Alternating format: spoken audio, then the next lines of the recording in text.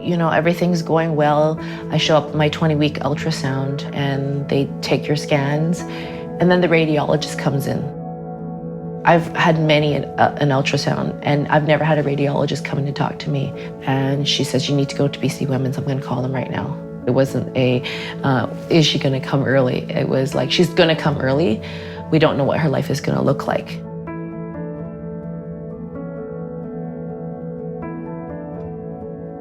I knew I wanted to make milk for her. But because she was born so early, my body, my brain wasn't telling me that I was able to do that. She was born at 25 weeks. Maybe my body can't make it. The nurses were really great. They came in, they talked to me, they encouraged me. I was setting my alarm for every 3 hours on the dot to get up and pump.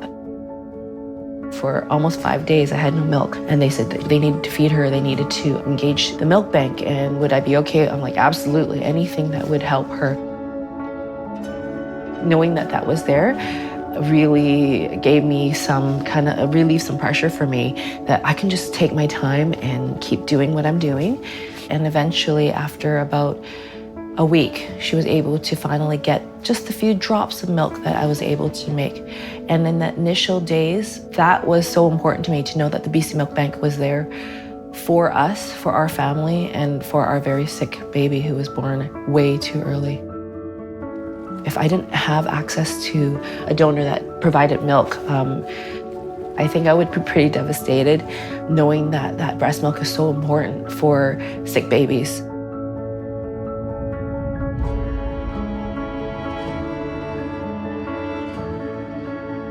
Wilder was my third baby, and my pregnancy with him was perfect, healthy. Everything went exactly the same as it did with my previous 2 pregnancies. I had no indication that anything was wrong. The day that I went into labor was a normal day.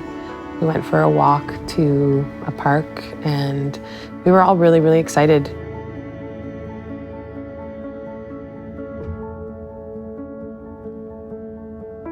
When I went into the hospital, we learned that it was probably only like 12 hours to 24 hours before he was born that he had passed away. So, I mean, he was perfect.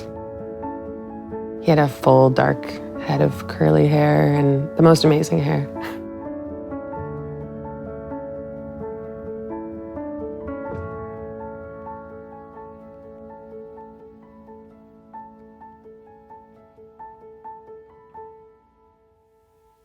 I'm really grateful for the care we received in the hospital. I know that we had a more positive experience than lots of people do. We had a social worker and nurses that were really, really wonderful and got to spend time with him and do special things like dress him and bathe him and be together. And I'm really grateful for that. And I'm really grateful for the way that he's impacted my life. And he's taught us a lot about love and a lot about living. Donating to the milk bank is something I was grateful to be able to do because in some ways it felt like it brought meaning to his life. It didn't feel like it was my milk, it felt like it was his milk. And so his milk wasn't going to waste. And so I was really grateful to be able to donate his milk. Breast milk is life-giving, and in some ways, although Wilder's not here, alive with us, being able to donate his breast milk to a baby that is fighting for their life feels really powerful.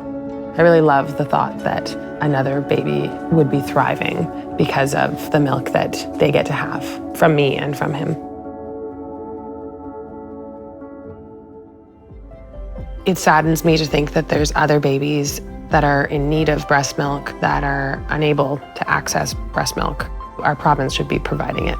And the BC Women's Milk Bank, as our provincial program that processes and gets breast milk to these families, they should all have access to it. In order to be able to supply all the smaller regions in British Columbia, they need more staffing, they need more infrastructure, they need more people.